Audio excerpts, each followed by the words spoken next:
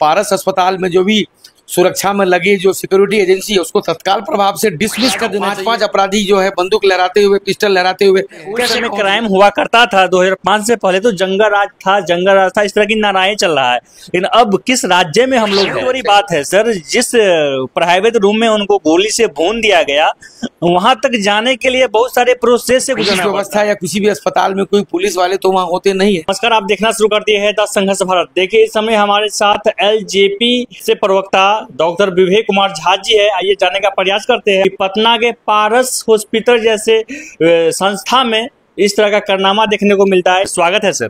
बहुत धन्यवाद।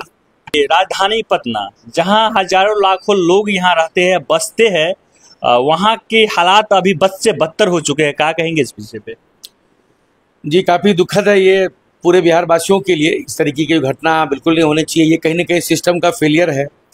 सरकार और प्रशासन जो है इस पे मुस्तैदी से वो लोग काम कर रहे हैं, लेकिन कहीं ना कहीं मैं आपको याद दिलाना चाहता हूँ कि 2005 तक, 90 से 2005 तक जो नियोजित क्राइम होते थे यहाँ, जिस तरीके से आप लोगों को जो देखने को मिल रहा है, इससे बड़े बड़े क्राइम जो है लोगों को फेस देख के या उसका पैसा देख के, उसकी आमदनी देख के फिरौती, रंगदारी और बदमाशी, गुंडागर्दी जो होती थी, क्या लोग भूल गए क्या इस चीज़ को? हालांकि मैं इसका कंपेयर नहीं कर रहा हूँ, हमारी पार्टी उसकी निंदा करती है। हमारे नेता आदरणीय चिराग पासवान जी ने भी इस पर दुख जताया है। ऐसा नहीं होना चाहिए। मैं तो मांग करता हूं जो पारस अस्पताल में जो भी सुरक्षा में लगे जो सिक्योरिटी एजेंसी है उसको तत्काल प्रभाव से डिसमिस कर देना चाहिए। बिहार में ऐसे लोगों की कोई ज़रूरत नहीं है। सुरक्षा चाहे कोई भी हो, चाहे कोई नेता उसको नेता ऑन कर रहा है, चाहे कोई ब्यूरोक्रेट कर रहा है, चाहे कोई भी कर रहा है।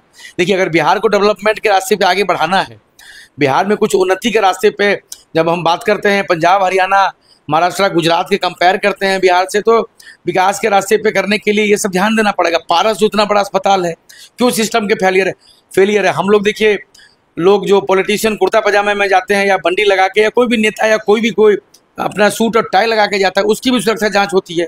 वहाँ मेटल डिटेक्टर लगा रहता है। तो ये अपराधी पांच अपराधी जो है बंदूक लहराते हुए, पिस्टल लहराते हुए कैसे पहुंच गए? हम सुरक्षा पे भी आएंगे सर, लेकिन सवाल ये है, आपने 2005 की बातें कही, इस क्राइम को क्या नाम देंगे आप? नहीं, ये तो दुखद है। हम लोग इसको कंपेयर नहीं करते हैं। इसको इतना ताबड़तोड़ इस तरीके से जो घटना घट रही है, इसके लिए तो हम लोग मौन है, निशब्द है, कुछ बोल नहीं सकते हैं। उस समय क्राइम हुआ करता था 2005 से पहले तो जंगल राज था, इस तरह की नाराएं चल रहा है। लेकिन अब किस राज्य में हम लोग हैं? देखिए, सरकार इस चीज़ के लिए काफ़ी गंभीर है। मौजूदा जो माननीय मुख्यमंत्री जी हैं सुशासन बाबू, उसमें इस तरीके की घटना हम सभी के लिए असरचकित है। पुलिस जो है अपना काम कर रही है।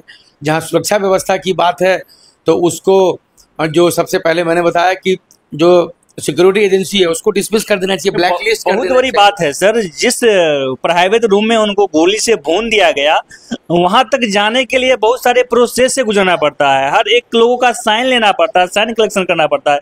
उसके बावजूद भी जो अपराधी 5 दिख रहे हैं, वायरल चल रहा है सोशल मीडिया पे, बिना मास्क लगाए, बिना डर के अंदर घुस के फायरिंग तक कर रहा।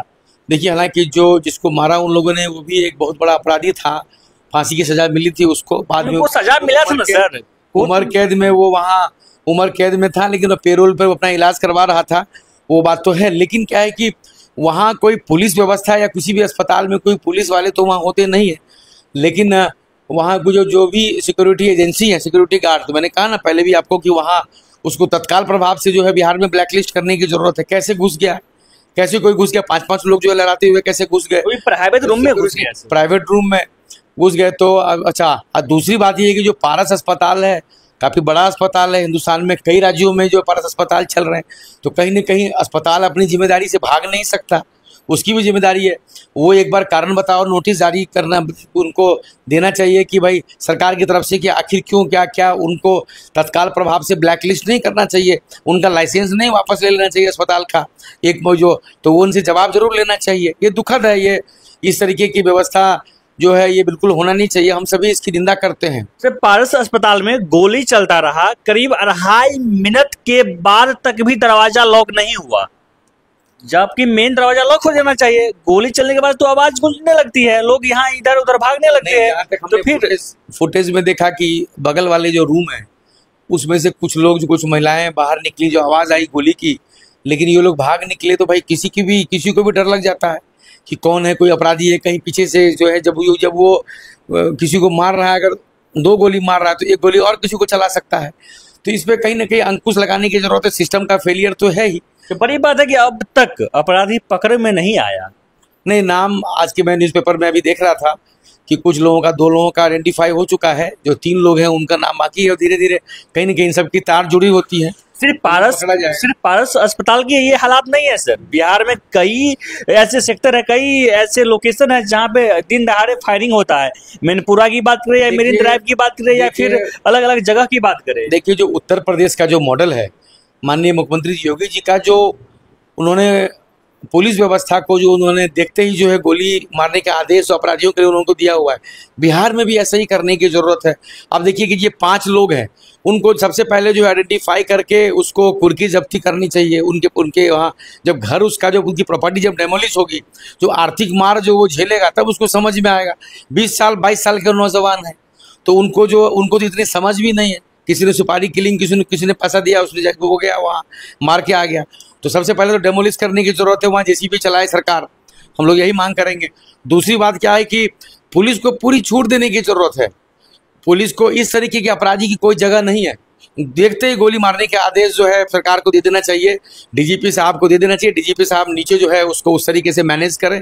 बिहार ऐसे नहीं चल पाएगा। अब देखिए ना, बगल के राज्य उत्तर प्रदेश में भी ऐसे ही चल रहा था, मायावती जी के समय में, मुलायम जी के समय में। सब प्रशासन का तो स्टेटमेंट अलग ही निकल के आ जाता है, कहता है कि किसान के पास इस समय खेती गृहस्थी करने का समय नहीं रहता है, बरसात नहीं आता है, इसलिए इस तरह के क्राइम बढ़ जाते हैं। डीजीपी साहब का संवेदनशील पद पे बैठे हैं, उसको इस तरीके से बचना चाहिए। वो नेता तो नहीं है, उनको इस तरीके की हम लोग निंदा करते हैं। हमारे नेता ने भी उसकी निंदा की है। इस तरीके से आपराधिक घटनाएं यहाँ घट रही हैं, उसको कैसे लगाम लगाएं, कैसे अंकुश लगाएं, उस पर उनको ध्यान देना चाहिए।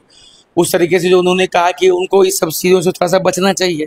सबसे बड़ी बात यह है कि एक अपराधी पारस अस्पताल में घुस जा रहा है, लेकिन कोई सांसद जब उस अस्पताल में जाने के लिए इच्छुक है, जाता है, तो उन्हें प्रशासन द्वारा रोक दिया जाता है गेट पे ही। ये कहाँ तक सही है? ये सब जांच का विषय है। ये तो बड़ा आश्चर्यजनक बात है कि इतना बड़ा अस्पताल में सिस्टम फेलियर कैसे हो सकता है। आखिर सिक्योरिटी एजेंसी कौन वहाँ काम कर रही है, पहले ही बताया मैंने सर। तो अपराधी पहुंच जा रहा है वहां तक, एक सांसद नहीं पहुंच पा रहा है वहां तक, उनको रोक दिया जाता है गेट के पास। मैंने पहले ही बताया आपको कि जो एक कुर्ता पजामा में जो पॉलिटिशियन है, जो टाई लगा के सूट पहन के जो भी कोई ब्यूरोक्रेट जा रहे हैं या जो भी कोई बड़े बिजनेसमैन जा रहे हैं, उसकी भी जांच होती है। हम लोग भी किसी परिजन को या किसी अपने पार्टी के एक्टिविस्ट को जो भी कोई एडमिट होते हैं, देखने जाते हैं परिजनों में, तो हम लोगों को भी वहाँ जांच होती है।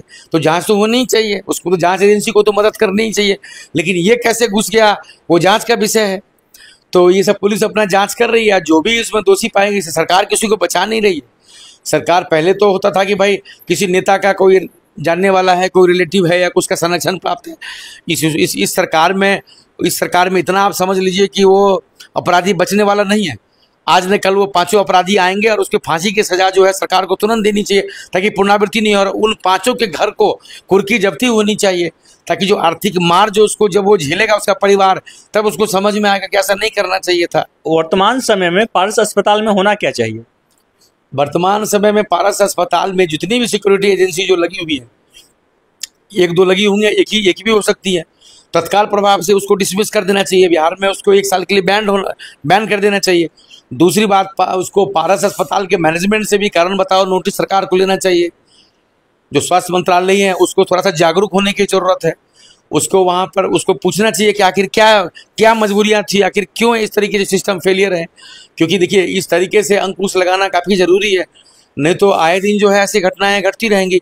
मैं कह रहा हूँ, कोई भी किसी, चाहे पॉलिटिशियन चला रहा हो अस्पताल, चाहे कोई बहुत बड़ा घराना चला रहा हो अस्पताल, उसको न्यूट्रल तरीके से उसको देखना पड़ेगा। ऐसे तो बिहार में जो सिस्टम धीरे धीरे आप देख रहे हैं, तो ये सिस्टम जो है ठीक से नहीं चल पाएगा।